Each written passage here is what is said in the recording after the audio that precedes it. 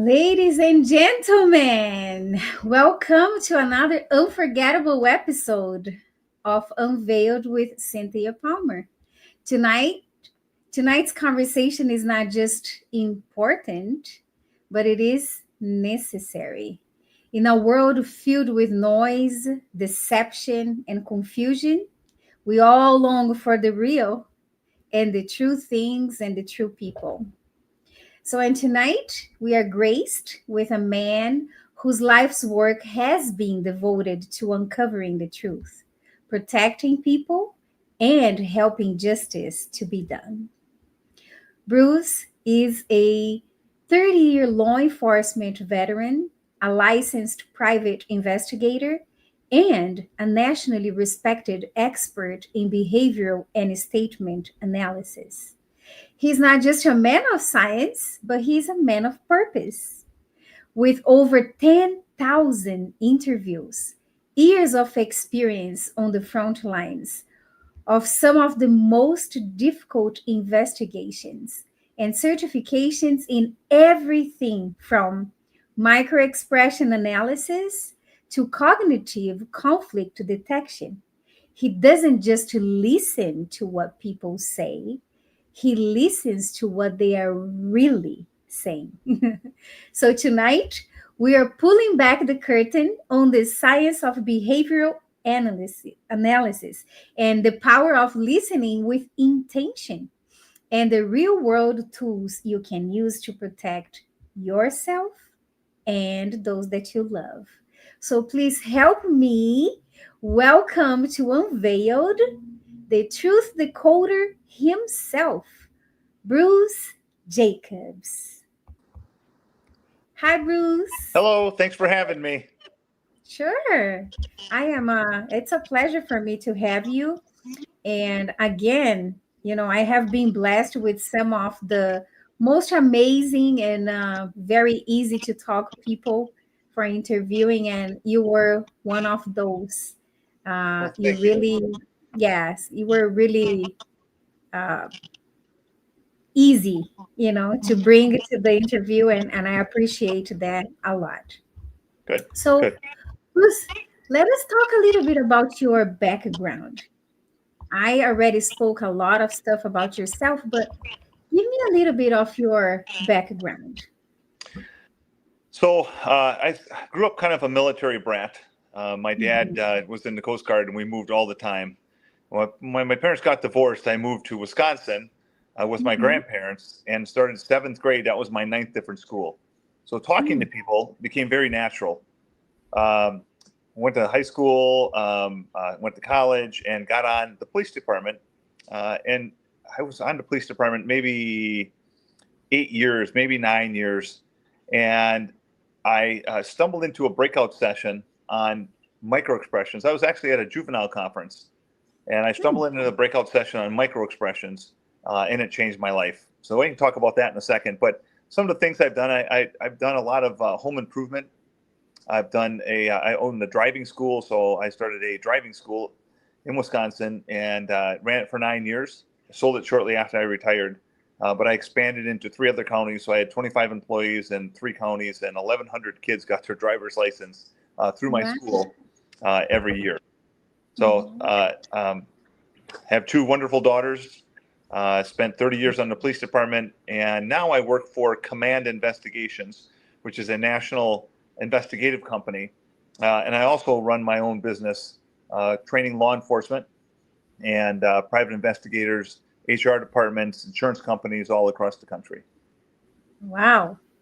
Do you sleep, Bruce? Well, once in a while, yeah, on the plane.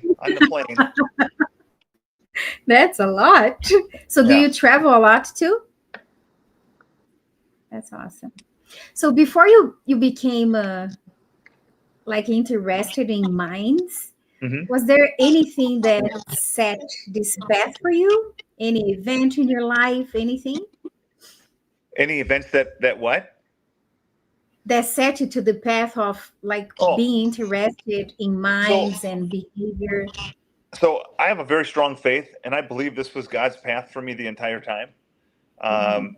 Again, I think this is all happening because of because of Jesus Christ has got his hand on me and steering me in the right direction. The chances of me going, so I spent a lot of time in the schools as an SRO, school resource officer. And I went to this juvenile conference, and I don't know what steered me into this breakout session on microexpressions. I'd never heard of a microexpression before. And I walked in there, and it changed my life. It really did. I was so amazed at what I could tell from somebody's brief fifth of a second expression that comes across their face. It's true emotion. They can say, somebody can say something to you, but when they have that microexpression that they're not aware of, it's their true emotion. And these things we're going to talk about, they're not deception, they're emotion. They're only deception based on the context of when they happen. And I can explain that later when we talk about certain things that happen. But I 2020, early 2000s, so 25 years later, here I am, traveling the country and instructing law enforcement. And I got to tell you, my heart goes out to law enforcement. When I'm giving the classes and they start getting it, sometimes I actually tear up because I know that I'm helping law enforcement. That's really what I wanted to do when I retired. That's awesome. So were you brought up in Wisconsin? From the 7th grade on. Yes, from the 7th grade on, I was. And before that, all over the East Coast. North Carolina, South Carolina, Virginia Beach, Ohio, in multiple cities in those states. Okay. Is that Wisconsin is where you landed that you prefer? Yeah, when my parents got divorced, my grandparents lived in Wisconsin, so that's where we moved back with them. Are they still alive or no? No. No, I'm actually the only one left in my family. Oh, really? Yep, to all law enforcement people out there, anybody listening to this, my brother died at 56 years old, shortly after he retired from the sheriff's department. He was a detective there. And I would give you one suggestion. In law enforcement, we work way too hard and put up with way too much stuff to not enjoy retirement. What I would like you to do is take care of yourself, right? If you smoke, you probably should think twice about it. Make sure you exercise, go to the doctor. But at the very least, I would like everyone to get what's called a calcium score of your heart. Calcium score of your heart. It would save my brother's life. It costs $50. It's not covered by insurance. It's over in like 8 minutes. You go there, you lay in the tube, you take a couple breaths, and I can tell you a lot of stories where people have found out some stuff that could have cost them their life by taking this test. So it's called a calcium score of your heart. Calcium score of your heart. Yeah. I will definitely share this with everybody in the sheriff's office. Yeah. So we can, who knows, we can always save a life. We never know. Yep. Wow, Bruce. That's sad, but at the same time, it seems like you're turning this message into something that can help somebody else. Yeah, then that's what I'm looking to do. Mm-hmm. That's awesome. There's so much deception out there in our world, and like I said, these things we're going to talk about, they're not deception, they're emotion. Sometimes they're good, and sometimes they're not. It's just a matter of watching them. There's actually 5 channels of communication, which we'll get into, but 5 channels, 5 different ways that people communicate. Mm-hmm. So can you share a little bit of your company? I have here in my little banner, I have here your website. Yep. So you want to talk a little bit about Leaking the Truth? How did this start? So when these behaviors that I'm talking about, they're driven by our limbic brain. It's LIMBIC, our limbic brain. Which is our survival brain. It's a fight, flight, or freeze brain. It's the honest brain. Okay, some people call it a reptilian brain. When somebody comes up behind you and scares you, you jump and you turn around and you look. You don't think about doing it. It just happens. You can't control it. And that's what these microexpressions and these 5 channels of communication are. Most people don't even know they're doing it. And it's called leakage. Some people call it a tell, but it's called leakage. So that's where leaking the truth comes into. Because no matter what comes out of my mouth, there's leakage, right, that will not match the words coming out of my mouth, or the words coming out of my mouth scientifically will mean something different than I want, that I'm trying to express to you. So that's where leaking the truth comes. I also have a YouTube channel. you look up Leaking the Truth on YouTube. You can go to Leaking the Truth channel. I have a LinkedIn site, a Facebook site. If you want to get a hold of me, I mean, that's the way to do it. I have your email here too. Yep. Bruce@leakingthetruth.com is my email. Okay. So like I said, I work for Command Investigations now. So I do a lot of training for insurance companies, insurance adjusters, special investigative units to stop insurance fraud. Okay. So when you're talking about the leaking the truth, and then you were saying that sometimes the mouth speaks of what something that is not in you. There is like a scripture that talks about that the mouth speaks of what is in the heart. The science speaks differently from that? No, I wouldn't say that. I mean, behavioral analysis is nothing new. They talked about it in 500 BC. They talked. I mean, catching liars, lie detection is nothing new. In 500 BC, the priest would send a thief into a tent, and they would tell that thief, "Hey, an accused thief, there's a donkey in there. Pull the donkey's tail. If the donkey brays, then you're guilty." So the thief would walk in, he'd walk back out, he'd say, I pulled the tail, it didn't make a noise. And then the priest would say, "Let me see your hands." Well, their hands were clean, and they put ash on the donkey's tail. So if he would have touched the tail, he'd have ash on his hands, right? So lie detection goes back, documented 500 BC. The Bible talks about behavioral analysis in several different spots. King Solomon, very wise king, had two ladies come to him, one with a dead baby and one with a live baby, and they were both saying that the live baby was theirs. Well, he didn't know, so he pulled out his sword, and in the Bible it talks about he only had a short amount of time to know who the real mother was. He pulled out his sword, he goes, "I'm going to chop the baby in half, and you can each have half." Now, he wasn't really going to do that, but he watched the behavior of the women and very quickly could pick it up. It also talks about Saul, who was a bad guy, who came back and became the Apostle Paul. He set this guy up named Stephen. He didn't like Stephen. So he set him up. He told a bunch of lies about him to get him stoned to death. And in the Bible, it talks about how Saul stood in the doorway when the Roman soldiers were beating Stephen. He stood in the doorway with a crooked smile. Well, I'm going to introduce you. That's called the contempt. Some people call it a smirk. It's an asymmetrical smile. So behavioral analysis has talked about lie detection. It's talked about thousands of years. Wow. That kind of fascinates me. I watch videos every day in my job myself, like body cams, quad cams, and all that. Sometimes the interviews, and I see some of the gestures that I would love to kind of sit down and analyze each one of them.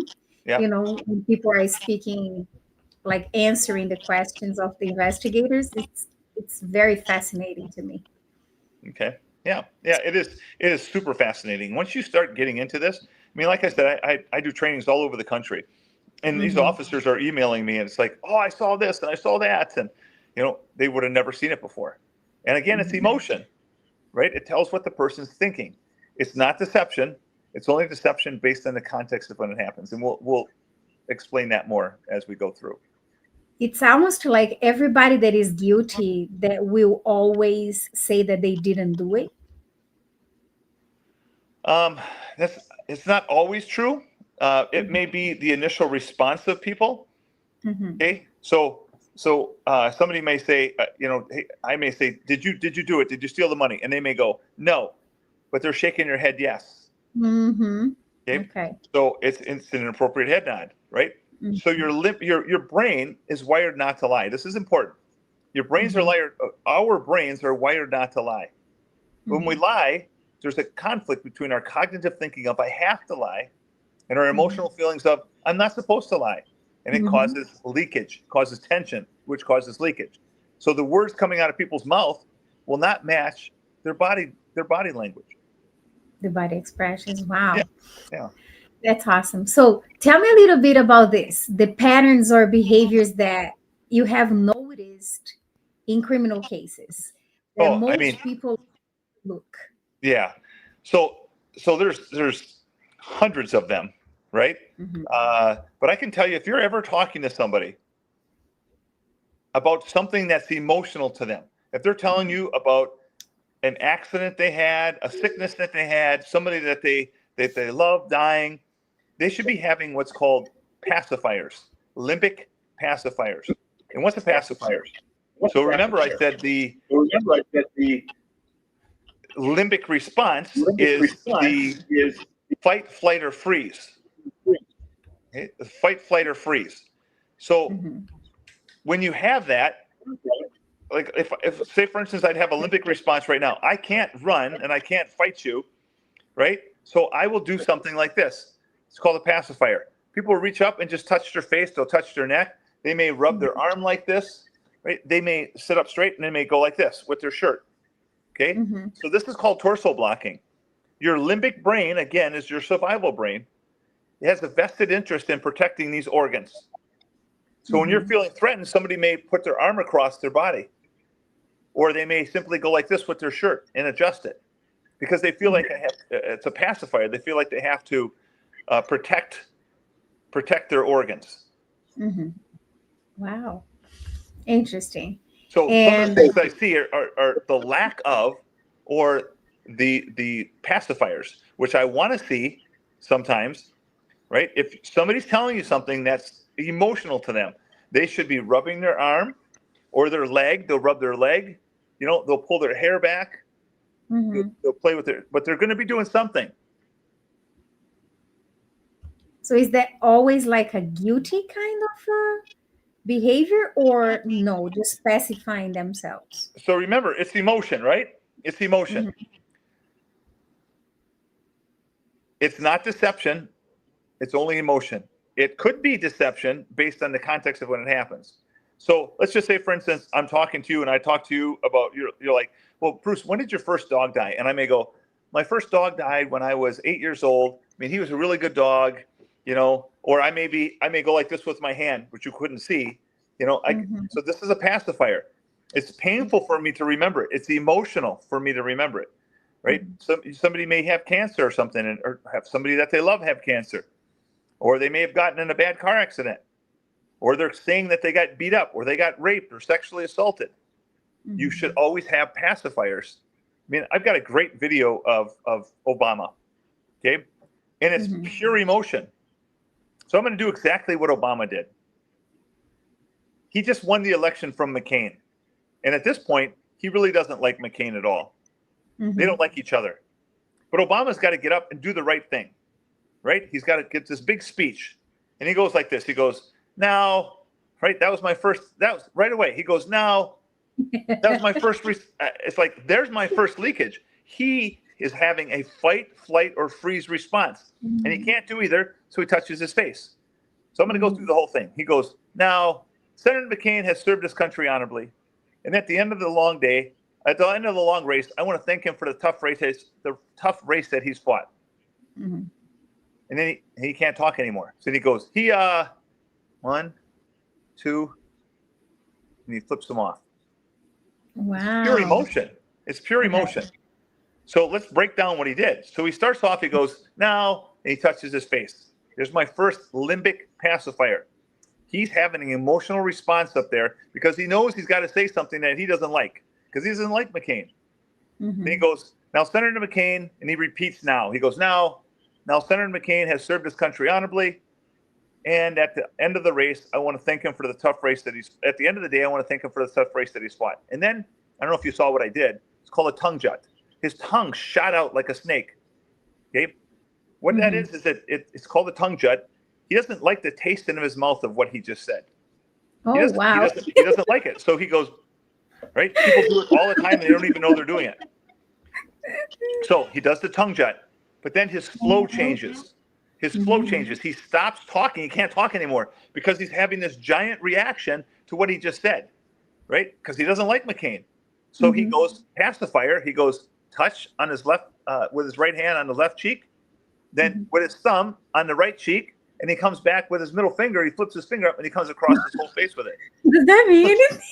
True emotion, right? It's true emotion. No deception. It's emotion, right?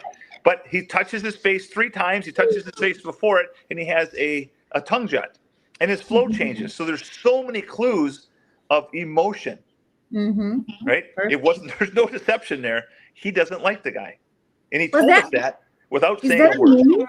Is there a meaning for the thumb? Well, the thumb is a pacifier, right? He's touching his face. So remember, he starts off. He goes, now he touches his face right away. Then he gets done giving him credit, and he has a tongue jut. His tongue shoots out, comes back in. Then his whole flow changes. He can't talk anymore. For the next 7 seconds, he goes, touch, and then touch, and then touch. So he's got a lot of touching to the face, which is emotion. So he's having this emotional reaction to saying something good about McCain, which he doesn't like. But then his true emotion comes out, and this is called a gestural slip. Oops, oops, it's true emotion, right? It's my feelings. And all at once he flips them off. But he comes across the face when he does it. Was the middle finger something like... yeah. And at that point, he had no idea he did it. Right? I'm sure he knows now. Did you tell him? Did you analyze him? Did you send your analysis to him? No, I didn't. I'm sure somebody's told him, yeah. So but it's emotion. Yes, absolutely. I don't know. I would love one day to be analyzed like that, because I am a person full of facial expressions and hands expressions as well. It's like while we were talking here, I was just trying to pay attention to my hands. Yeah. To my hands, and I was like this with my finger. Is that a pacifier too? So there's people have norms, right? So my norm is like this. I'm always picking at my fingernails like this. This is what I do.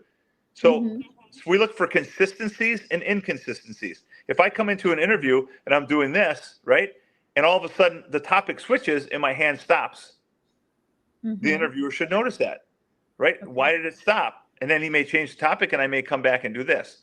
So we look for baselines. We were looking for consistencies and inconsistencies. And baseline is for everything, right? Yeah. The way they shake their head. So I ask them in the interview questions, right? Yes or no questions. So I get yes, and I get no. But when a person's lying, they'll go yes, and it'll go diagonal. I've got so many samples of videos of people who are talking, and you get them to say yes, yes, yes, and then you ask them another question, and they're like, yes, and it changes, right? It goes diagonal. So we're looking for consistencies and inconsistencies in these 5 channels of communication. Interesting. And being an expert, as an expert witness, though, how do you navigate the tension between the scientific objectivity and also the emotional weight of a courtroom, for example? So I've testified a lot, 30 years of law enforcement. You just get up there and you're truthful, right? You're just being truthful. So I've never really had a problem with it. I remember the first time I was up on a stand, I was very nervous. I was a new officer, I was 22 years old, up on the stand, and it was a drunk driving case. And I was very nervous, but I mean, any officer will tell you once you get up on the stand, you're just being truthful. You're telling a story, and that's pretty much it. Understandable. And have you ever had to, did anybody ever ask you to speak something different from what you had to say, or no? Oh, no. Okay. No. So you could always be truthful and never had a problem? No, never. When I first started, there was no, there was no videos or even audio. I remember when the state of Wisconsin came up with the rule that we as police officers had to record with a cassette tape our interviews. And I remember saying, that's the dumbest thing ever. Nobody's ever going to talk to me if they know it's recorded. I got to tell you, it was the best thing ever. The best thing, because people are like, well, I didn't say that. Well, yeah, you did. Here's the audio of it. Now, with today's body cams, I mean, it's great. I at the end of my career, every time I went someplace with a body cam, it was on.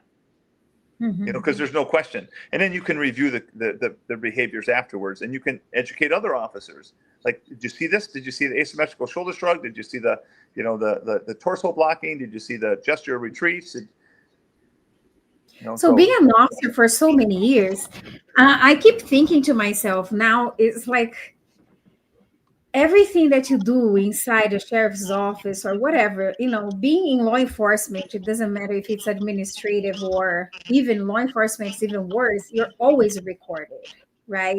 Right. People can, and they know everything that you do. Mm-hmm. So what is for you to be Bruce in the job and Bruce outside of the job? And what is your advice for the officers today? Because, like you're saying, you loved the fact that you had the body cam to be your friend. Yep. But why that? Was that because Bruce himself didn't have anything to hide, right? But how about many people that don't have the same Mm-hmm. norm as yours? So what is the advice that you give? Yeah. So my advice to any police officers, first of all, put God first, right? Don't ever forget about God. Secondly, everything you do, you have to remember somebody's watching you and somebody's videotaping you. So that would keep people straight on the straight and narrow, right? They may get mad and they think they're going to do something, you know, to get back and twist the guy's arm a little harder or something. But there's people watching you. So everything you do, my advice is just remember that people are watching you. And think about, no matter how mad you get, what's it going to look like when you go to court and they show that video? Now, Right. I've seen officers bend over backwards to help people out, and it gets in front of the jury, and the jury is so upset at the suspect for treating that officer like that. And that'd be my advice, you know, you kill him with kindness. Because normal people will be on the jury thinking, I can't believe that officer put up with it. I would have slapped that guy, you know? Mm-hmm. That's awesome. Is there like any behavior that you remember that you did that you regretted of? Oh boy. I'm sure there is. Yeah, I'm sure there is. Oh, goodness. But But also funny the you say good that. part. It's funny you say that. Mhm. So I told you I moved around a lot. When my parents got divorced and I started school in Wisconsin, that was my 9th school in 7 years. Never did I ever know anybody starting the new year. So I got really good at knowing whether people liked me or not. And I really didn't understand why. I just knew. And when I started studying behavioral analysis, it was about something called eye blocking. So I would think about you walk into the room, right? And somebody says, I'll get really close to the camera. They were like, hey, the police are here, or the police are here. You see the difference? So this is eye blocking. It's a squinting or closing or rapid blinking. So you watch for people's blink rate to pick up. It's their limbic brain protecting their self from the negative images that they're seeing. So that police officer is a negative image and they squint down. It's the limbic brain reaction. It's leakage, or their eyebrows stay up. Is there like now that we are speaking, and you said this about the eye, is there like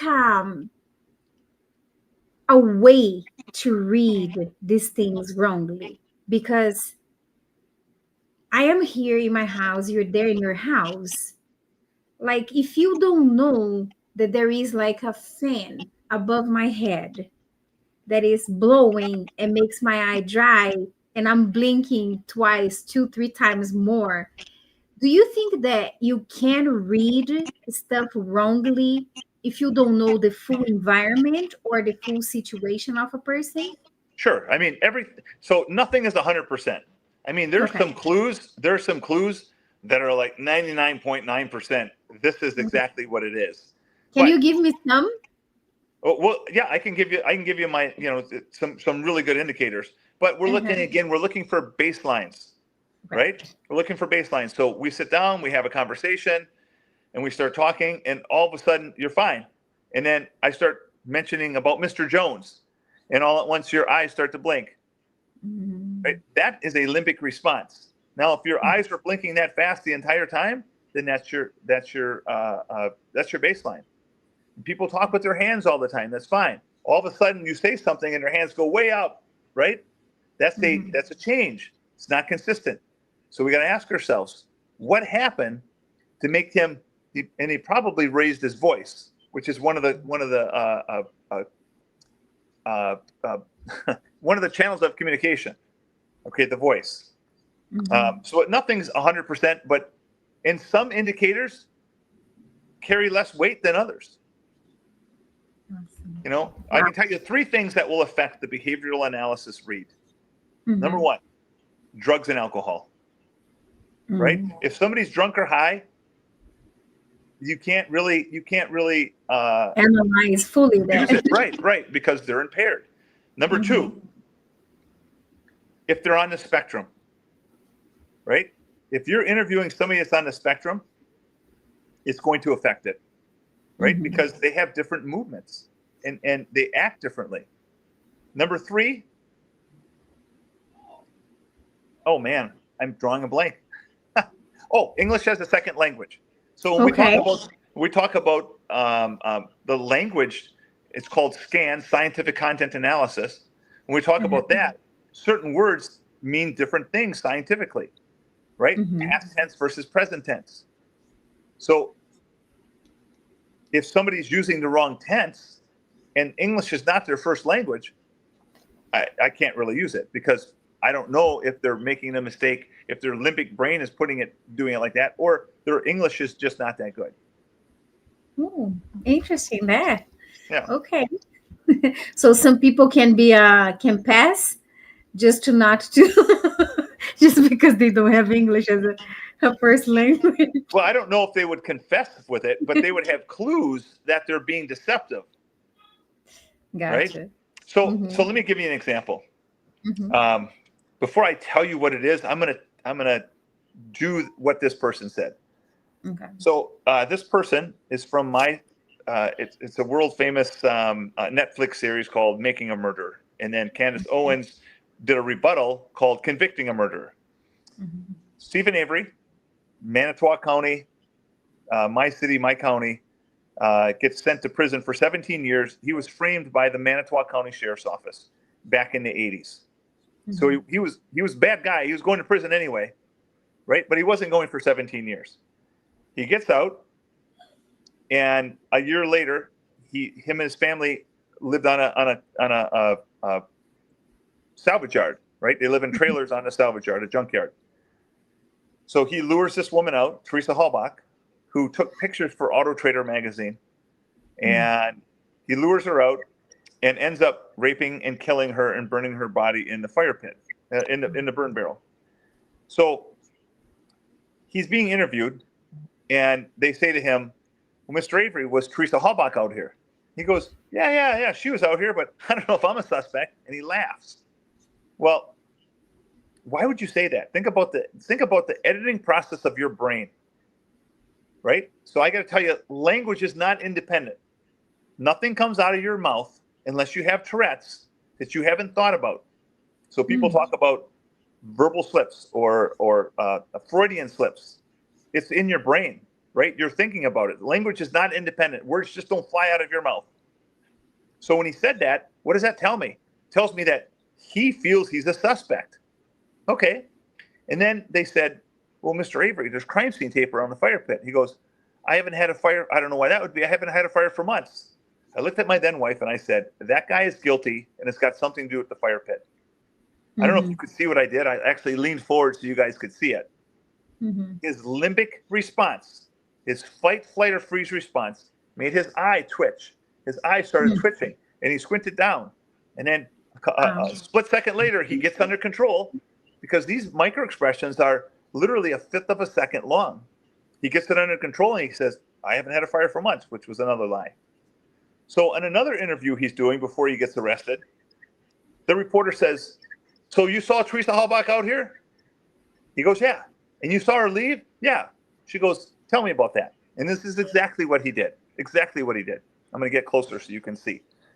So he goes, well, Teresa came out here. She took a picture. She writes down the serial number. She collects the money, and she just turns around and leaves. She wasn't here more than 4 or 5 minutes. Like, wow, that was golden information. Did you pick up anything? Wow. Anything at all? From that? From that. He confessed. He just confessed exactly what happened. Do you want me to go over it again for you? Yes. Okay. Yes. So I'll do it again. You saw Teresa Hallbuck out here. You saw her leave. Yeah. Tell me about that. Well, Teresa came out here. She took a picture. She writes down the serial number. She collects the money, and she just turns around and leaves. She wasn't here more than 4 or 5 minutes. Oh, beautiful. Golden information. He just confessed. Mm-hmm. Did you catch anything? Anything? Yeah. So let's go through it. Let's go Okay. through it. Mm-hmm. You saw her leave? Yes. Tell me about it. He goes, well, Teresa came out here. She took a picture. Past tense. She writes down the serial number.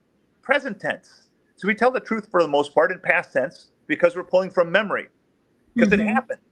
And we're fabricating stuff. It comes out present tense. So what did he just tell me? Teresa did take a picture, but she didn't write down the serial number. Because he said, Teresa came out here. She took a picture. She writes down the serial number. And then he pauses. It's called a change of flow. Right? So we tell our story with all our knowledge. Like I can't unknow what I don't want you to know. Right? It's still there. And when I'm telling my story and I skip over what I don't want you to know, it's called lying by omission. I have to do something because it's there. And I have to edit that out of my story. And people have pauses. So he went, Teresa came out here. She took a picture, past tense. Yep, she took a picture. She writes down the serial number. She never wrote down the serial number because it's present tense. Then he pauses. He goes, then he has what's called contempt.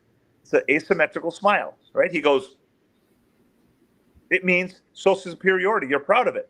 And he's proud of this lie. And then he goes, and then she collects the money, right? Present tense. And then she just turns around and leaves. So now he's using the word just to minimize her actions. So what's the difference between I just got done eating or I just came to get something to eat? Using the word just, what's the difference? I just got done eating or I just came to get something to eat. I just got done eating, I'm minimizing my time. I just came to get something to eat, I'm minimizing my actions. And that's when people lie. So he uses the word just to minimize her actions. And then he turns it into a negative sentence talking about what didn't happen instead of what happened. She wasn't here more than 4 or 5 minutes. So there's so much information in what he just said.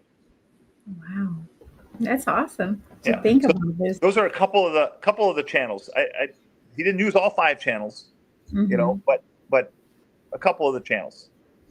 Wow. It's a lot of little things that you can. So you're saying that there are micro expressions. Does that mean that there are macro expressions too? Like, how do you say that?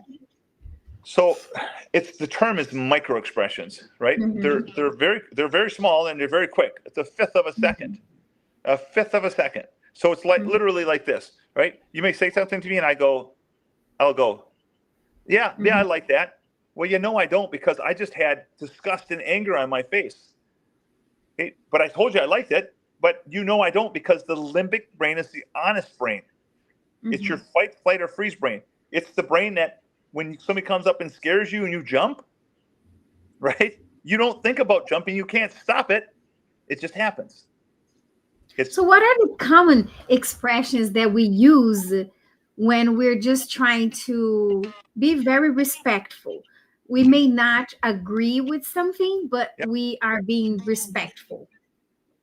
So what are the... That depends. I mean, there's 7 universal facial expressions. You want me to go over them? Yes. Okay. So first of all, it's happy. So this is a fake smile, right? Guys do it all the time. I do it all the time, right? My daughters are like, Dad, smile for the picture. I go, right? It's a fake smile because I'm only smiling down here. Things have to be synchronized and symmetrical. Synchronized and symmetrical. Right? So my words have to be synchronized to my actions. Right? My face has to be synchronized not just half of it with the muscles firing. Okay? And it has to be symmetrical. Now, Can you feel the symmetry even when people have a flaw of symmetry in their face, let's say that? right? Okay. Can you still feel the symmetry of the expression even though there is a flaw in the flesh? Let's say that. Yeah, you can absolutely see it. Yes, you can absolutely see it. Well, I guess it depends on how bad the person's flaw is. You know what I mean? I mean, if they have a surgery across their face and their nerves are cut and stuff like that, you won't be able to see it. During COVID, when people had the masks on, you can't see them all. You can see the eyes, you can see the eye blocking, but you couldn't see anything down here because everybody's covered. Okay, but there's so many different channels, right? So you have happy, and then you have sad. Okay, sad is classic corners of the mouth down, tension throughout the face. It's synchronized and symmetrical, tension in the forehead, and the eyebrows are furled down on the outside. So and it could be quick, right? Fifth of a second. You say something to me, and I go, right? You could say, "Oh, I heard Giannis got traded," and I would go, "No, that'd be disgust and anger," right? So corners of the mouth down. So you have happy, sad, and then you have contempt. Contempt, remember, asymmetrical. Some people call it a smirk. It's that. It could be really quick. It could be. Some people are like, they'll hold it for a while, right? But it's one of the scientifically proven microexpressions. So Dr. Paul Ekman, he's got to be close to 90 years old. He lives in the San Francisco area. He actually moved to the jungles of New Guinea and studied the tribes and was able to scientifically prove that we as humans have 7 universal facial expressions. I don't care if you're from the jungles of New Guinea. He chose that tribe because they never had any contact with anybody from the outside, right? Wow. They'd never seen magazines, TVs that would influence them.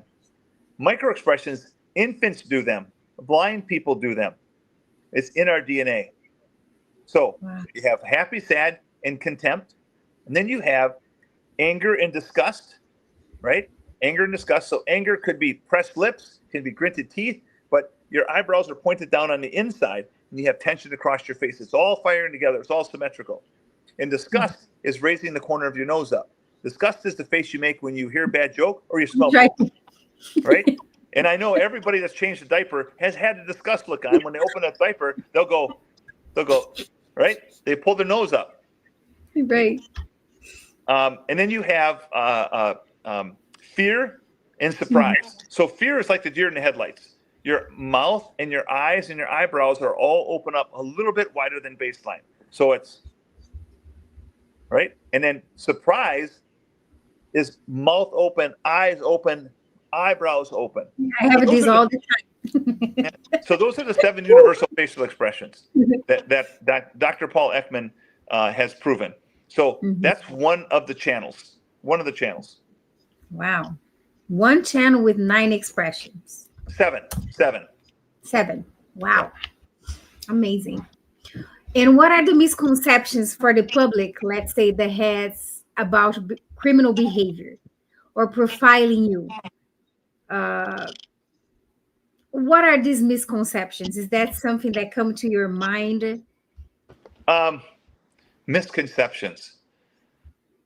I think the biggest misconception, there's something called the smile mask, again, which was founded by Dr. Paul Ekman. When people get caught doing something, sometimes they smile, right? But I got to tell you, it's all about the baseline. Like you when you're blinking, right? If some people, and I'm sure you know people like this, I've known quite a few, when they get really nervous, they smile. Right? That's what they do. So if it's their baseline, it means absolutely nothing. I know people that when they get done talking, every question they ask, whether it's yes or no, they'll shake their head yes, right? They'll say, no, I didn't do that. And then see, my son does this smiley kind of smirky face when he's guilty of something. And my daughter too. What kind of face did you say? Like smiley. When I ask a question about something, if they did or not. Yep. then they're gonna smile. Like there is like a fast smile or something if they are guilty. Yeah, that's called the smile mask. It's the easiest one Yeah. to do. So when Mhm. in my trainings, we always do mock interviews, right? So I'll Mhm. have police officers and I'll tell them, hey, on day 2, you have to come with a true or false story. We'll go out in the hallway, we'll flip a coin. They see whether they're going to be telling the true story or the false story. And then they come back in and they get interviewed by police officers when all the rest of them are watching. And we're watching for this emotion. So this one female officer from I think I was in South Carolina then.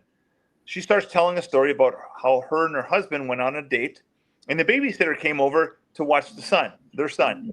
And she's telling us about the date and where they went and where they ate and what they had. And she's telling this whole story, which is good. Mhm. And then somebody says, "Oh," and then she goes, "Well, then we stopped over by my mom's house, my parents' house, to pick up my son." And then she stopped and she went, big smile on her face, right? Why did she Mhm. smile? Because she knows she screwed up. Because she said the babysitter had came over and got the son, was sitting with the son at home. Now she went and picked up the son, and she knew she screwed her story up. So all she Oh, could do was smile. So it's called the smile mask for that reason. I made a boo boo. Yeah, yeah. Oh, you got me. You're digging in the cookie jar, and somebody comes in, you look at him, you're like, Right. what? What? I didn't do anything. Yes. How do you distinguish between the behavior that is criminal and the behavior that is a cry for help? Um, Again, it's emotion, Mm-hmm. right? So if somebody's telling me that they were sexually assaulted or they are assaulted and beat up and robbed and they have no limbic pacifiers, Mm-hmm. they're not feeling any emotion. It's probably lying. For Hmm. a criminal, for me, if the person is showing excited or proud emotions when they're denying something, okay? So remember, it's only emotion. It's not deception. Mm-hmm. This works on kids. It works on adults. It works on criminals. It works on psychopaths. It works on the criminally insane. Where you and I would answer a question, we would have different emotion than they would. They Mm-hmm. may be excited about saying something that they shouldn't be, right? Because they're aroused. A lot of criminals are aroused by talking about their crime. They have no idea they're doing it. So it's not deception, it's emotion. It can be deception if it's the wrong emotion for the situation, right? Mm-hmm. Again, let's just look at contempt. If you say, Bruce, did you steal that money? Did you rob that bank? Did you beat that guy up? Did you assault that woman? And I go, no. And I have contempt. I guarantee you I did it because I'm Okay. proud of that. And you're too dumb to figure it out. That's the way somebody thinks. Now, here's the other hand. Somebody says, I did $3 million worth of business in my business last year. And they have contempt. It's the same emotion, right? But because of the context, it's correct. And it's not deception. Here's 2 Mm-hmm. videos that I show. And the question is about the criminal aspect of it. Okay. Mm-hmm. So there's a guy named Joe Mazzulla. Joe Mazzulla is the Boston Celtics head basketball coach. He's at a Mm-hmm. press conference after the game. The reporter says, hey, coach, I got a non-basketball question for you. Did you get a chance to meet with the royal family after the game? And he goes, Jesus, Mary, and Joseph? And the reporter laughs and says, no, the royal family from Wales. He goes, no, I only know one royal family. Big contempt. Perfect, Mm-hmm. right? Should he be proud of that answer? His faith in Jesus Christ? Yes, he should. So he's got contempt. It's emotion. Then I show a guy named Mark Hacking. Mark Hacking's wife was killed that morning, and he's talking to the news camera. Mm-hmm. And he goes, well, most of the time she lets me sleep in. And this morning I said I'd get up and take her to work, and she said, no, you sleep in. So I slept a couple hours, and I got up to I called in to see if she made it, and he has contempt. He goes, he starts to cry. He goes, but he's got contempt, and she didn't make it in. Got another Wow. contempt, and then 10 months later he was convicted of killing her. Wow. So he's so proud of saying this because he's acting like, oh, he's so upset that she's dead, but he wasn't because he killed her. So it's the same emotion. They're proud, social superiority. I'm above you, you're below me. And when they do it, that's what it means. But you got to ask yourself, is it appropriate? If it's not appropriate, then it's deception. You never want to see contempt on someone's face when they're denying something. Never, ever. You do want to see contempt on people's face. If I would ask you about your kids, your job, this podcast, something that you did that you're so proud of, I guarantee you, you're going to have contempt because you're proud of it. Wow. So it's emotion. It's not deception. It's emotion. Wow. There's a lot of things to think about. What community-based strategies that have you seen work best in preventing crime before it even begins? So you kind of cut out a little bit. Well, your question was how to prevent crimes? Yes. All right. What are So the strategies? I spent 9 years as a crime prevention sergeant, right? So I'm trained in something called CPTED. It's crime prevention through environmental design. I'm certified in that. I'm also certified in security surveys. So basically what that is designing the crime out of buildings, out of parks, right? Right. Have you ever seen buildings with the stairwell in the corner and there's glass that goes up so you can see in?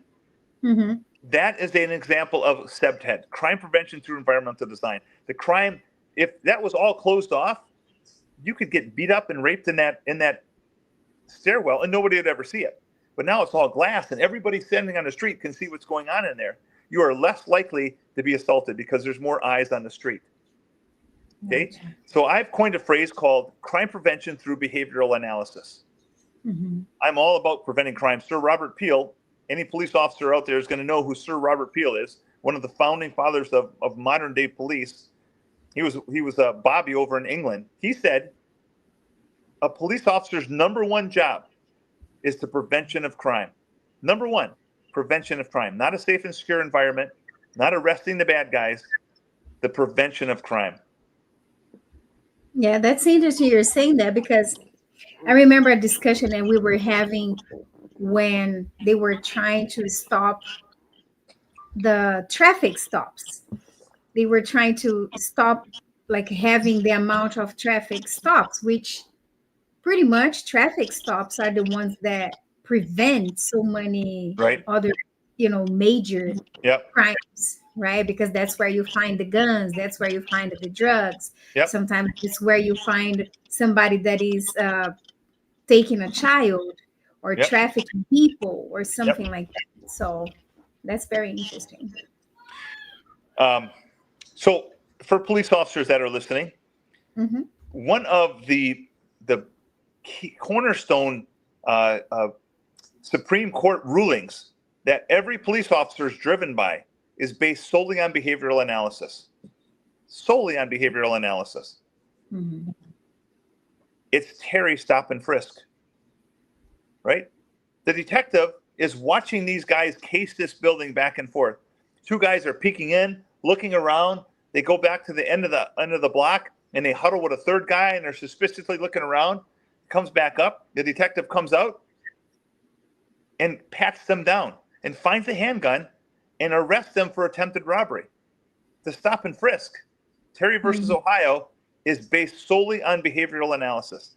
It's crime prevention through behavioral analysis is predicting people's behavior based on their behavior, right? Predicting people's behavior so you can prevent that crime. There's all different kinds of walks too. There's like 100 different types of walks. You have the John Wayne walk, you have the Charlie Chaplin walk. There's something called lurking. People will lurk when they're about to commit a crime. So I can't do it. I can't show you, but it's lurking. They're not going anywhere. They're just kind of looking around, barely walking. And if they see a police officer, what they'll do is they'll lean against the wall and cross their legs. Now think about it. You and I are standing here talking, and I cross my legs in front of you. I'm standing up, but I cross my legs, and maybe I lean against the wall. What does that tell you? Any idea? Um, you are closing yourself off. No, not closing, just the No? opposite. If I cross my legs and lean against the wall, I am vulnerable for you to attack me. You could attack me before I could straighten my feet back out to defend myself. It goes in direct violation of my limbic brain, my survival brain. So if you see two people and one guy is leaning against the wall with his legs crossed, with his feet crossed, and you walk up to them and you don't know who they are, I guarantee you the guy is going to uncross his feet and stand up straight. And he won't even know he's doing it.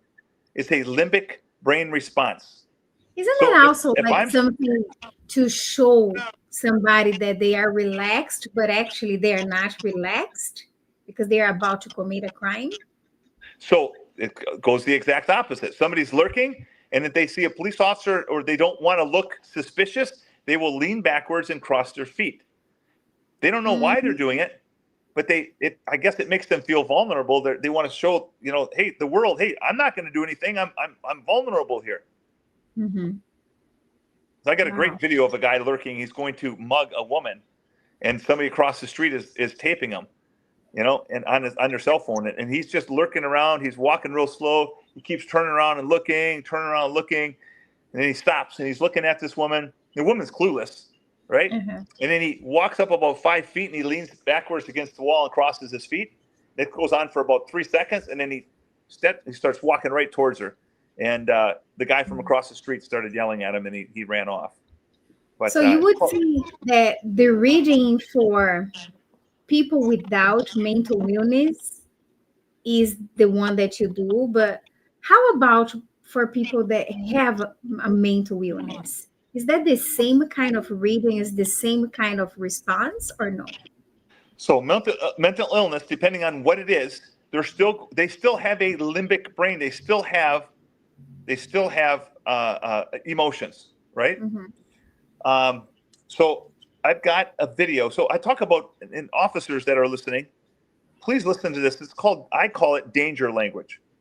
Mm-hmm. So I'm going to tell you about a video of a woman, a police officer, who stopped a car. She is in a small city outside of Houston, Texas. She stops a car that's stopped at a red light with the left blinker on in a straight lane. Not the left blinker lane, not the left turn lane, but in the straight. So it's 3:30 in the morning. Police officers, what are we thinking this is, right? This is obviously a drunk driver. So you get tunnel vision. You walk up to that car thinking, this is a drunk driver. This is what I'm going to deal with. But you never have any idea what you're going to deal with. The car, she gets behind the car, puts the lights on. The car takes off about 10 miles an hour. It gets out of the city where it's not really well lit, and then stops, and then pulls halfway into, makes a left-hand turn across this 45, I think it's 45 mile an hour, and then stops in this driveway to a long trailer park. Mm-hmm. So she beeps the horn, she gets on her loudspeaker, says, pull forward. So he starts inching forward. He gets into the trailer, there's trailers all over the place, trailer park. Mm-hmm. And then she's like, now stop. So he finally stops. You're thinking it's a drunk driver. She walks up to the car and she says, what are you doing? And this is what the guy said. We can't really see the guy because it's her camera out of her squad, but you can hear. She goes, what are you doing? He goes, we're just coming. Oh, no, I'm sorry. She comes up and says, what are you doing? And he goes, huh? Huh is danger language. Mm-hmm. When somebody says that to you, and it's not loud, it's not noisy, they heard you, that is danger language. It's a cognitive load. They can't respond to you right now because there's so much going on inside their head, right? So the word huh, it's called the huh factor. So she goes, what are you doing? He goes, huh? She goes, what are you doing? And then he goes, we're just coming from work. And his hand comes out the window. Okay. Let's talk about that. Pronouns are very important. He changed his pronouns 3 times, and he changed his voice. He goes, we were just coming from work. And his voice changes. So remember I told you about consistencies and inconsistencies? Mm-hmm. Now his voice changes. And he goes outside the presentation zone. We talked about that earlier. When somebody's voice goes up, their hands come out, right? People talk with their hands all the time, but it's inside this, it's about the size of a basketball in front of them. And once they go outside that, then they're trying to convince you. So he goes, huh? And she repeats it. She says it again. He goes, oh, we were just coming from work. I watched that video for the first time, and I'm like, back up. And then she says, where's work? And he goes, huh? So it's danger language. She goes, where's work? He goes, we were just coming from work. He does it again. And I'm like, back up. Well, they end up shooting her in the chest and in the face. Wow. So there was 3 MS-13 gang members in that car. With that gun, what they shot her with, they had killed the guy earlier that day and did like 5 or 6 other armed robberies. So you never know where you're going to stumble on. But danger language. As soon as you get that first, really be on guard. I have another one. I believe it's in San Francisco. 2 police officers get out and they walk up to this guy, and I have the body cam of both officers. He comes up and the guy's standing about maybe 15 feet away from him. And they said, did you call the police? He goes, huh? Did you call the police? And he kind of walks up to him, leans forward, and pulls a knife out of the back of his pants and stabs both officers. So it's the factor. Danger language. So any police officer that hears that, when they're talking to somebody and they go, huh? It's I'm gonna watch my language if I say huh at any time. But think about when you would say huh. Like, you didn't say it to me one time here because you're listening to me, right? Mm-hmm. If something happens and you're like, oh my gosh, what's going to happen to me? I got to get these drugs out of my car. This guy's got a warrant out. And they're talking. You're just focusing on that. You don't even hear what they say, right? So you're like, huh? Because it's cognitive load. You're thinking about everything else.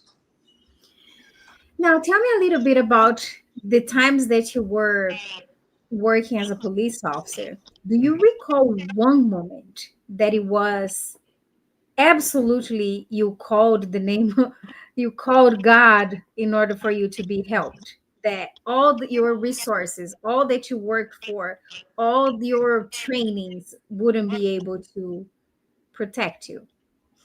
Oh, there's a lot of them. I'm here because of God, because of Jesus. There's no question about it. The one that just popped into my mind, I got in a foot chase. The guy bailed out of his car, and we got in a foot chase, and he was right there, and he's just gone. So I'm standing in front of this. I'm standing probably 8 feet away from the front of this house, and 4 feet is a giant hedge, right? And I get on the radio, and I go, get the K9 up here right now. Well, from behind me, the guy steps out of the bushes, like, well, if you're going to get the dog, I'm giving up. So that was I mean, if that guy wanted to hurt me, he definitely could have, because he was standing right behind me. I had no idea he was there. So there's been so many times that God has, it's all part of God's plan. That's awesome. And it was like almost 30 years too, right? 30 years working as an officer. That's not everybody that can get out like that. We have been seeing so many officers that have been killed. It's just like insane the amount of officers that we're seeing passing through that now. So I got to tell you what just happened. Okay, I just had a limbic response. You can't see what's going on below here, right? When you said about officers being killed, I literally, if this is my leg, I went like this with my leg and then scratched it. That was my emotional response to what you said about officers being killed. So that's the good thing about behavioral analysis. You say something and somebody may have a response to it, right? You could say something to me and I would go, without saying a word to you, I just told you it was very sensitive to me. Then I could say, no, I don't know anything about that. Well, common sense tells you I did, because I had a reaction to what you said. Right. Wow. Has your spirituality or your faith, you said that many of the things that you chose to do in life are related to your faith. Were you brought up Christian or? Yeah, I was. I've always been a strong believer in God. And like most people, life happens and God kind of gets put on the back burner. And then sometimes God gives you a wake-up call and truly reminds you of who's in charge, right? And that happened to me. I don't want to go into details about it, but that happened to me. And I traded a lot of earthly things for a relationship with Jesus. always believed in him, but having belief in God and having a relationship, two totally different things. Two totally different things. Absolutely. I got baptized last year in Lake Michigan in Door County, Wisconsin. It was awesome.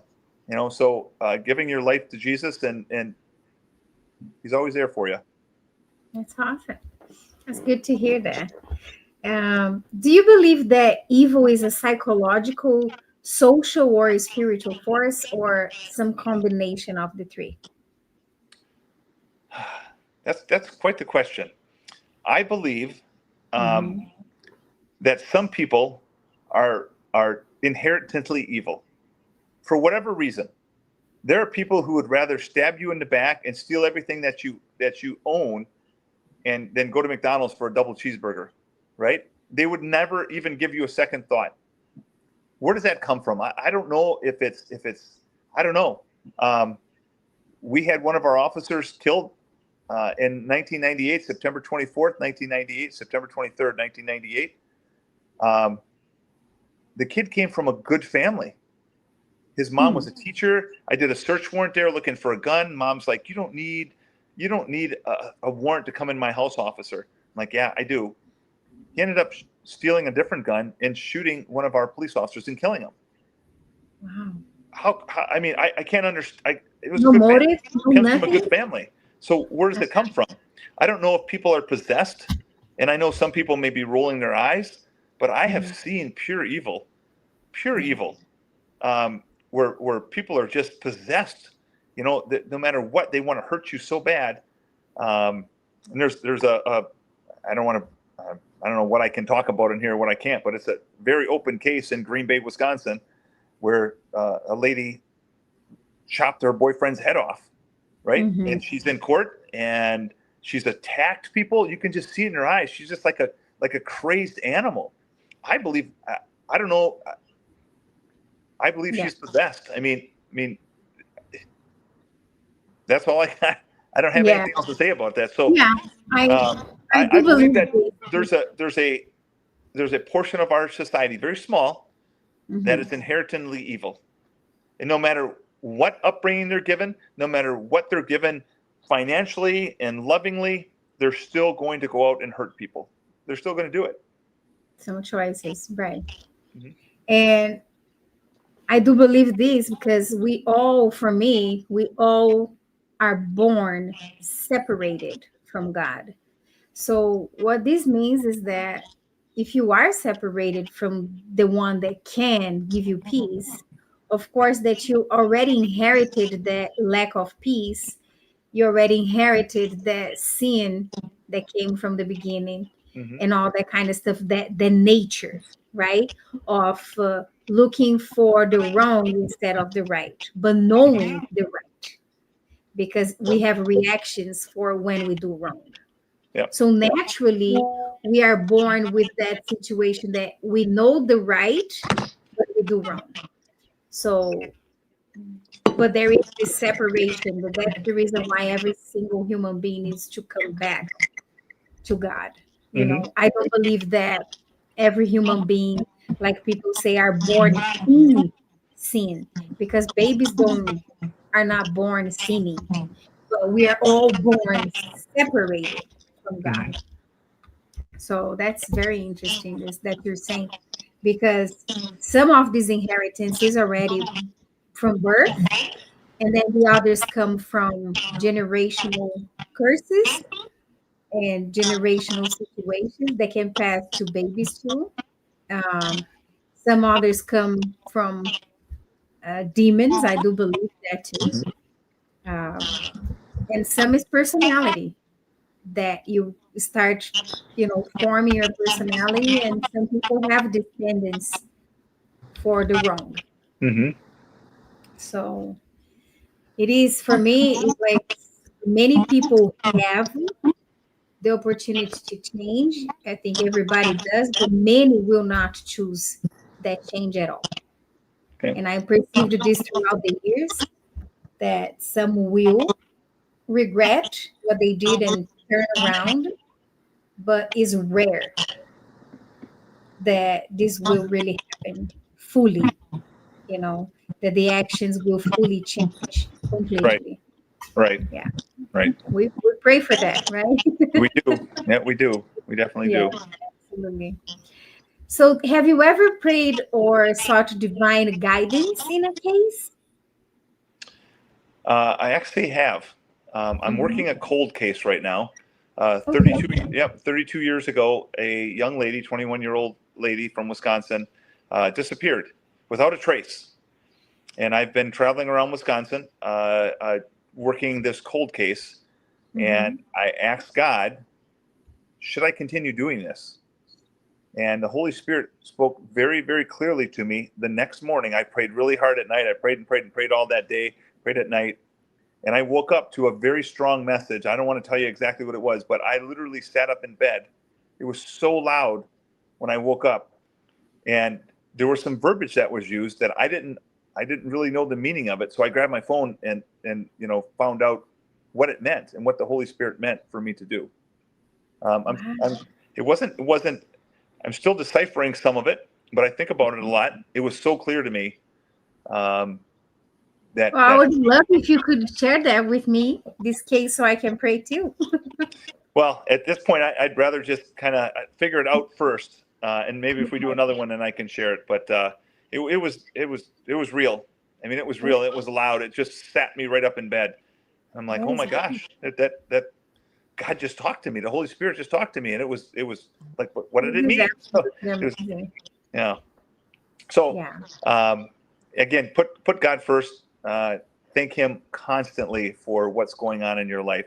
And I got to tell Mhm. people, I know police officers get burnt out. Don't wish away your years. Right, finish strong in your retirement. Don't. When I was working midnight shift, I kind of got like what's called the midnight shift attitude, where you think Mhm. everybody's a piece of crap. Everybody's out there. There's no good people in the world. There are the majority of the good. The majority of the people in the world are good. I was my daughter lives in a different state and in a bigger city, and I went to that city and there was an officer standing on the side. So I'm always super friendly to law enforcement. And I went up and I started talking to him, and man, I walked away from there thinking this guy is so burnt out. I mean, he's just so angry. And he Mhm. goes, I can't tell you what he said because he used some vulgar language. He's like, those people say Mhm. F the police, F the police. And I go, not all of us, Mhm. brother. Not all of us. Most of Yeah. us really like you being out here. So really try to stop the burnout and realize that most of the public's good. You just deal with a very small amount. Public is not calling you up as a police officer saying, come over and have a birthday cake with us. Think about, we always get called to negative things. So find Mhm. positive things in your life and don't just hang around with cops. All right. Don't hang Right. around with just I cops know the because people you just too. feed off of each other. There's a whole nother world out there. Okay. Right. Go play basketball, go to the YMCA, play pickleball. I mean, that was my outlet, basketball. I played hard basketball for most of my life. I played until I was 52 and I just couldn't do it anymore. So now I play pickleball. That's nice. Yeah. I do that too. Yeah, because my son likes tennis, so we play tennis, and then when my knee screams, and then we go to pickleball. Okay. All right. Yep. Yeah. uh, could you leave a strong message for those that think that their evil behaviors will never receive a reward? Um, so you're asking me to give could you ask that question again? Sure. A strong message for those that think that their evil doings will never be rewarded. Oh, okay. Um, so my message would be is God is always watching, right? So there's Mhm. nothing that we can do to earn our way into heaven. We're going to heaven because we believe in Jesus and Jesus died for us.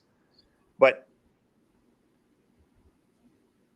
we can't earn our way into heaven, but we still have to be good people, right? We are judged. God is always watching, and we're justly judged by God at the end. And do you want to be living eternity absence of God? Right? It's good versus evil. Light versus dark. So dark is just it's not there. Dark is the absence of light. That's it. And evil is Yes. the absence of good. So Mhm. when you think about hurting people, if you've ever done any studies on the criminal mind, I'm walking down the street and I see a nice car, right?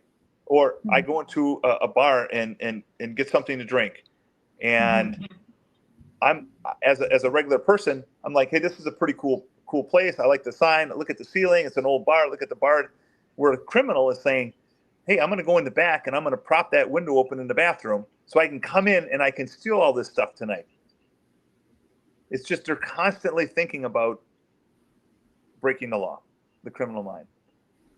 So now, taking away from the micro expressions just for the criminal part, did you ever use the micro expressions or this analysis of behavior for your own good?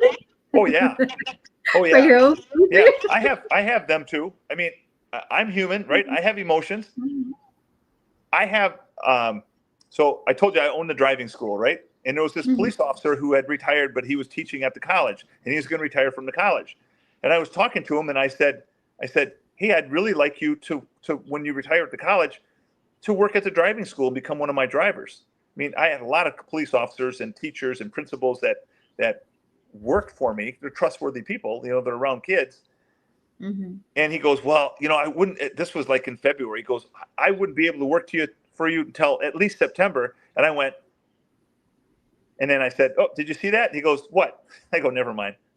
So that was painful for me, for him to say that, because I wanted him today. And if he does work for me, I won't see him for another, 8 months. And then I have to train him, which is another 3 months. So what I did was I bit my lip. I went like that and bit my lip. So I have micro expressions. I feel them. I can't control them. You can't control them. Oh, so there is no way to control them, even when you know it. I can fake them, but I can't stop them. Does that make sense? I mean, yes. I can fake contempt, right? I can fake anger. I can fake disgust, right? I can fake surprise, but I can't stop them from happening. Gotcha. Now, when you talk about faking this, let us talk about the faking in a test, like in a lie detector test. I heard that even some law enforcement people said, I mastered this stuff. Like I mastered to pass through this stuff. You just got to be truthful. And some stuff is just like people learn how to make their emotions not to be as, I don't know, flustered. I don't know how to say that, but can you do this? So I can't talk about the polygraph because I'm not trained in the polygraph. I know that the voice stress analyzer is a less intrusive. I know something about it. I've never trained in it, but I've watched it done a lot. This is using technology, right? And again, there's the human part of it because the human has to read it. I've been the victim of a polygraph, if you want to say it. I know that there's people try in ways to do it. I've heard people putting a tack in their shoe, and every question that they ask, they push their toe down, and it causes pain, which causes a reaction. Okay. I don't know if it's true or not. Yeah, I don't know. But we all have emotion. That's the big thing to remember. We all have emotion. So it is not something that, even knowing all these expressions, that you would kind of catch yourself and stop them. Remember, they're a fifth of a second, right? So I can't stop them. Once it happens, it's too late. I know it already. Okay. But did you ever get embarrassed in talking about micro expressions and you catch yourself doing that? Yeah. So should we go over real quick what the 5 channels are? Sure. Let us. So we have micro expressions. I went over them already with the 7 universal facial expressions. So then the next one is the body gestures. So body gestures are any way. So if somebody's talking to you and all of a sudden their head's tilting sideways, have you ever seen that? The person will tilt their head sideways. That means something. Shoulders, right? So is it symmetrical or is it asymmetrical? So I'm doing this really big so you can see me, but sometimes it'll just be like this. So this means I don't know, but this means, this means I don't know, symmetrical, but asymmetrical means I have no confidence in what I just said. So let's just say a police situation. You may say to the guy, what time did you get here and who was here? And the guy may go, I got here like maybe, I don't know, 8 o'clock, but I was the only one here. Okay. Oh, So because the person was not sure. they don't know what time they got there. Maybe 8 o'clock. I'm not sure. But I was the only one there, and they have an asymmetrical, single-sided shoulder shrug, which means they don't believe what they just said. Okay.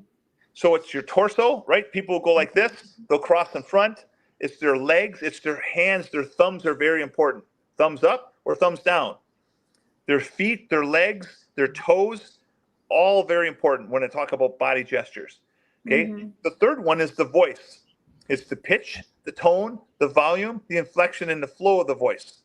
So when I'm talking to people, I get a baseline voice between 1 and 5. 3 being their baseline. If someone's talking to me and they get a little louder, then I can articulate that they went from a 3 to a 4. Why are they yelling at me? Why are they trying to convince me of this? Or they go all the way up to a 5 and they start yelling at me. Or people, this is classic, people start talking and all at once their voice will drop down and you won't be able to hear what they're saying. Right? Mm-hmm. So their voice will go from a 3 to a 2 to a 1. And they're whispering and you can't hear what they're saying. Understanding that is a limbic response. As a police officer, we need to pick up on that and understand why it's happening. So that's the third. We also have physical changes. So your limbic brain, when it's stressed, shuts down your digestive system. And if it's really bad, people throw up. Throwing up when you see something really bad, or if you're in a bad situation, is a limbic response. But what also it does is it automatically shuts down your saliva glands in your mouth.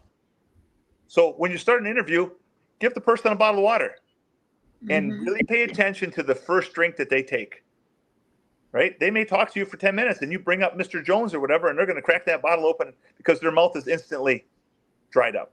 Right. Okay. Also, have you ever had an interview where people are really cold and then they take their sleeves, they take their arms, they put them inside their sleeves and they're sitting there like this shaking? Mm-hmm. Why is their arms cold? It's a limbic response. The limbic brain is the fight or flight. It's pumped the blood away from their extremities. Their arms are cold because there's no blood in them because the limbic brain has pumped all the blood into their legs getting ready to run. Or if you ever seen somebody's face just go pitch white, same thing, right? Same thing. Their blood is drained out because they're in big trouble. And then the last one is the scientific meaning of the words that people choose. Okay, so there's a big difference between I went golfing with Joe, or Joe and I went golfing, or I went golfing with my friend Joe, or we went golfing. 4 different ways to say 4 different situations.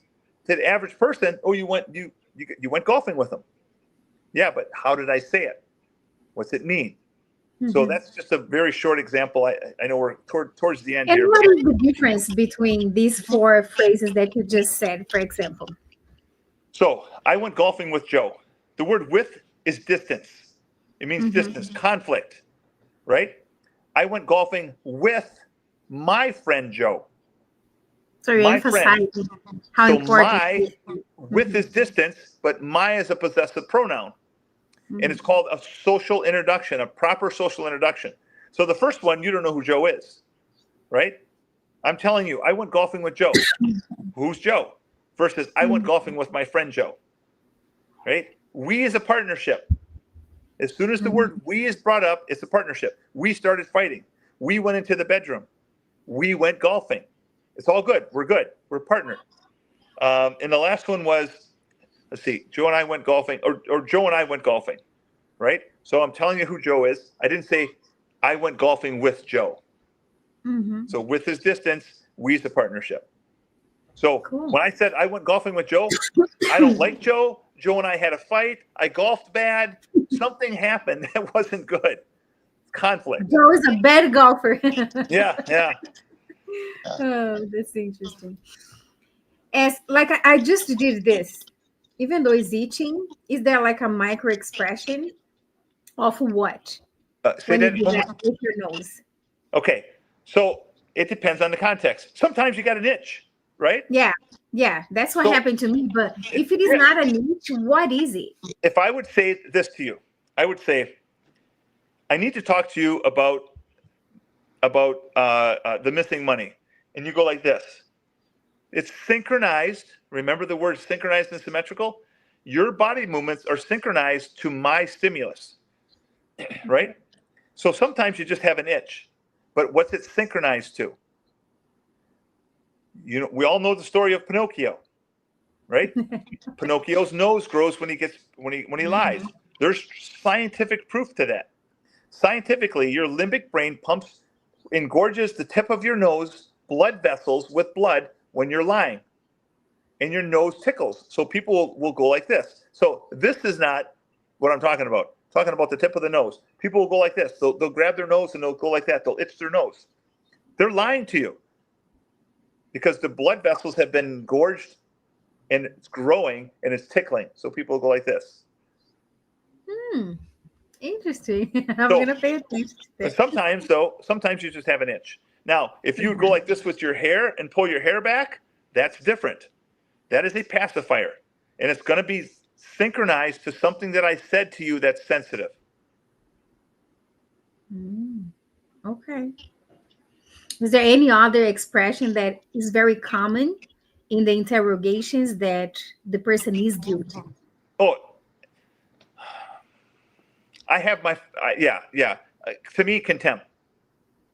That some people call it a smirk, but it's the asymmetrical smile. It means social superiority. They may have it, but they should never have it in a police interview unless they're in the beginning. They're telling you things about what will happen. I mean, like, tell me about yourself. Well, I have this business and I've got 25 employees. They may have it because they're proud of it. But then we get down to the nitty gritty of the crime and they're denying it. If they ever have a contempt, they're guilty. I'm telling you, 99.9% of the time, that's what it is. Wow.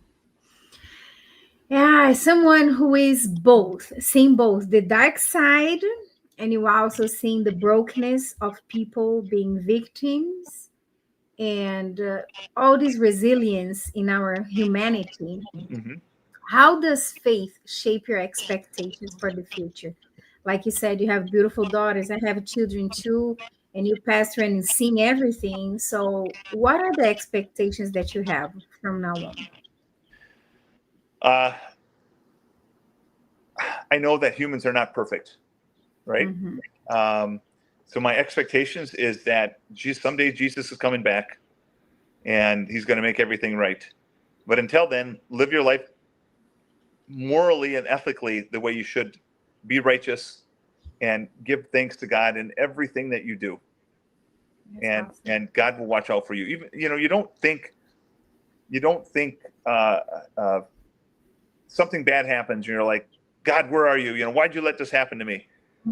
We don't know the whole story. God is way smarter than us. So just never, ever lose faith in God.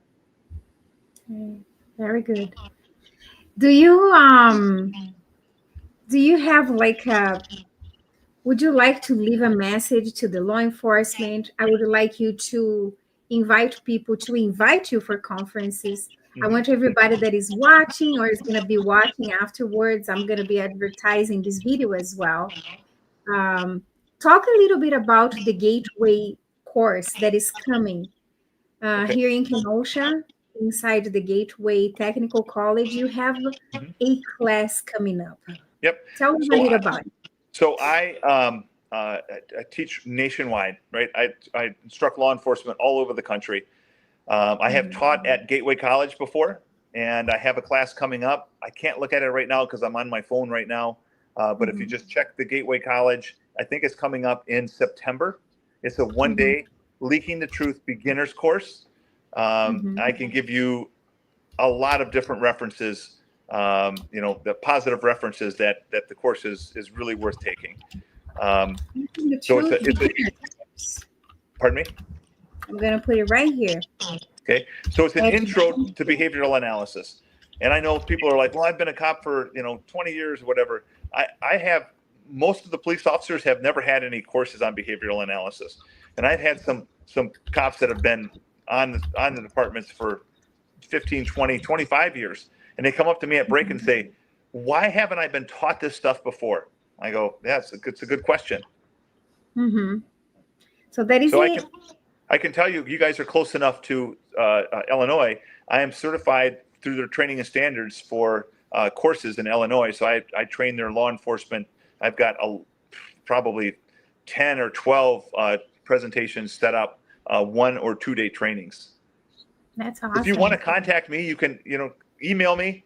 You can go on my website. It's both Leaking the Truth, Bruce at leakingthetruth.com, or Leaking the Truth channel on YouTube, or www.leakingthetruth.com. That's awesome. So that is for all of you here in Illinois or Wisconsin.